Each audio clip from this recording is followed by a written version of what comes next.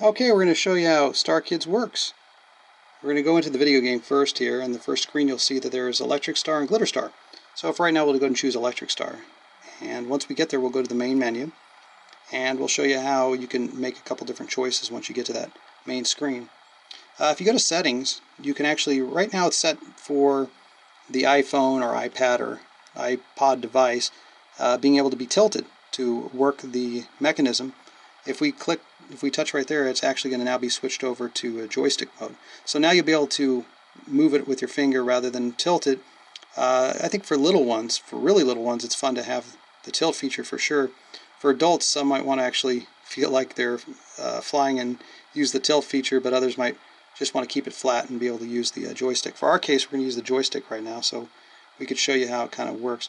This is the practice mode. Practice mode is great for just flying around and kind of getting a feel for how the game works.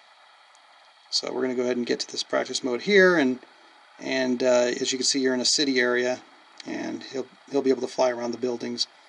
And one of the nice things is that you can also maneuver really well back and forth, and you can also slow down too, because obviously, depending on your level of expertise, slowing down really makes it a lot easier to get the obstacles, which is in the challenge mode.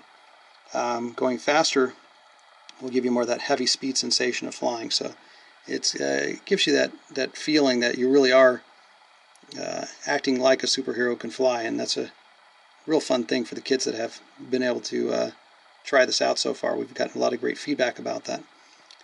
So, speeding up again, here we're going through a tunnel, and you don't want to hit the side of the walls of the tunnel. It's practice mode, so you can do it over and over again. It's not going to stop the game completely, but normally it would take away energy points. And so here we're at a hospital at the end. The whole idea on the challenge mode on this particular screen is to get to hospital and get all the needed medical supplies to the hospital. So what's great about this particular practice is now we're going over the ocean is this is a looping mode, so a little kid can kind of fly around, and then when they get to the end it'll just start over again, which makes it real easy for them to kind of continue to play and have fun. And again, this is a real fun place to explore, so anybody ever wanted to know what it feels like to kind of fly around a city, it really gives you more of that kind of realistic effect, like you're coming in there and you're flying up and down. And again, the tilting feature gives you a little bit more of that than the accelerometer. And we'll go ahead and stop the practice mode, and we'll go to one of the challenge modes. So the challenging missions, we'll just choose a single mission here. They're normally going to be locked, but they're all unlocked at this point. But let's just go with the space mode, and the idea is you want to avoid obstacles like this, and you want to collect these satellite pieces because the satellite was broken up and it was a communication satellite. You want to put all the pieces back together.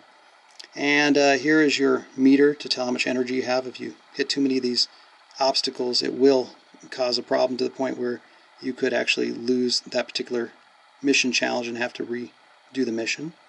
But here you're flying around, and we want to go ahead and grab one. We just grabbed one, that's why it says 1. And we missed that one. Let's see if we can grab this one here. There's 2.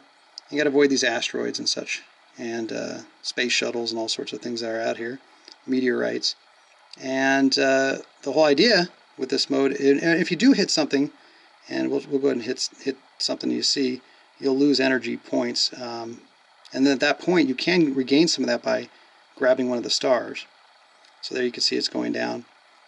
So it's not only you have to complete the mission, but it's the time it takes, and at the end of the mission you'll be awarded a certain level of a certain type of reward, star, silver, gold, and depending on how well you do, as you do each level, at the end you get to have there's 4 superhero statuses, and if you want to be the highest superhero status, you obviously have to do the best on all 4 challenges.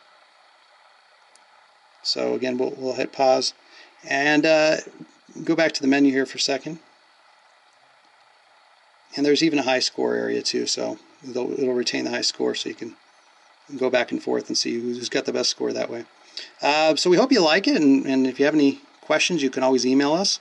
And thanks so much for giving StarKids a shot.